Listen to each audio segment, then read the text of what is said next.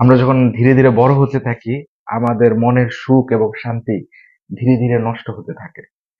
কিভাবে? যেমন আমরা ছোটবেলায় ছোট ছোট 2 টাকা বা 5 টাকাতে যে সুখ পাইতাম, বা স্কুলে গেলে বা খেলাধুলা করলে যে ধরনের সুখ পাইতাম, শান্তি পাইতাম, আমরা বড় হওয়ার সাথে সাথে এই সুখ শান্তি হচ্ছে শূন্যর কোঠায় নেমে আসে। কেননা জীবনানন্দ দাশের এরকম চমৎকার একটা কথা আছে।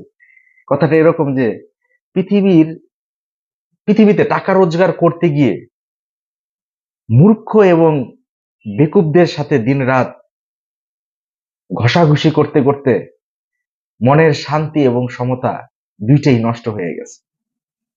এটা আমার কাছে কেন জানি মনে হয় যে আমরা যখন এই টাকা পয়সা ইনকাম করা শুরু করি, তখন আমাদের ভেতর এক ধরনের অতিপ্ত বাসনা সৃষ্টি হয়।